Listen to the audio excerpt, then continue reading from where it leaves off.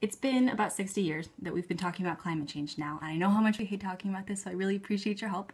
But it was 1957 when the first article was ever released in a scientific journal called Tell Us that even remotely suggested that climate change could be caused by humans.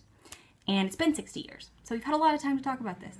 It was 2013 recently that a study was released that said that out of 4,014 scientifically published papers about climate change, 97.2% of them supported the concept that it is real and it is caused by humans. So that means that essentially 97% of scientists, as the now quite famous saying goes, believe in climate change. 97% of scientists believe in climate change. This means that they believe that the global temperatures are rising, that oceans are rising, that carbon dioxide levels are rising, etc. So where does the public fall on this? And that's what I know you know is not 97% of us believing in climate change.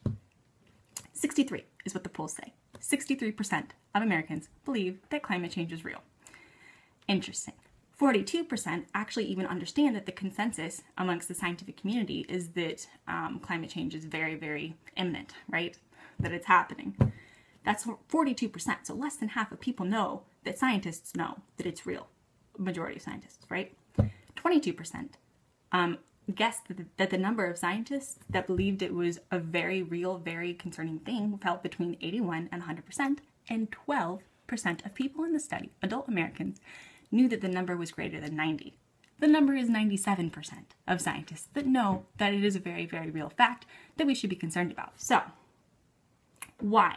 Why does the public not understand the general scientific consensus? The answer comes down to politics, and I know it always comes down to politics, but this time it really is politics. It's senators like, well, one senator in particular, James Inhofe, who recently, in this book that he released like 3 years ago that he published, had the word hoax and, global warming in the same title. And he was basically suggesting that God is the only one that can control the climate, that humans have nothing to do with it. It's other politicians like Frank Luntz, for example, who in the Bush administration was really supporting this idea that any skeptic of climate change should paint this image that it is an ongoing debate among scientists, wherein it's really not. It's an ongoing debate amongst the political sphere, but not the scientific one.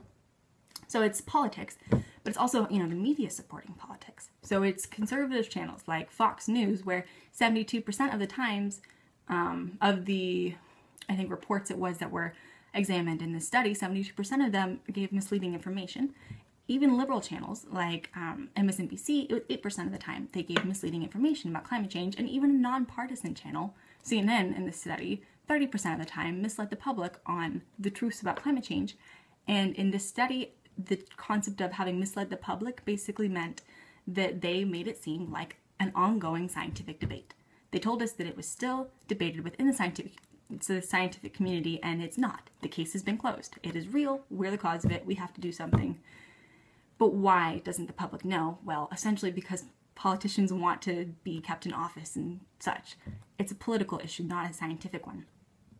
So it comes down to the fact that the case is closed, and it has to be closed because we're at a point now where already physicians are seeing the impact of climate change on their patients. Increased weather-related injuries with floods and storms and such like that.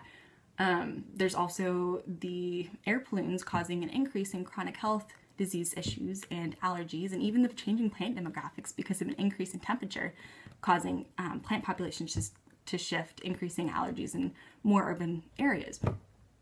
Also heat-related health incidences and exhaustion because of working outside in warmer temperatures, which seem like they don't really happen, but this is a study of instances where physicians have reported that they do. So my message essentially is that the scientific debate of climate change is over. It is no longer a debate. We know that it's real. We are very aware that we have to do something about it amongst the scientific community. It's the public that, because of the political spin on this, doesn't understand that the scientific consensus is that climate change is an imminent problem.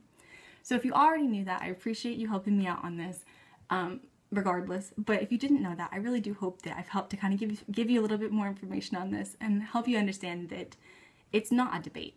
That within the scientific community at least, that the consensus among scientists is that 97% of scientists believe that climate change is a very real issue. So thank you for helping me. I appreciate it a lot.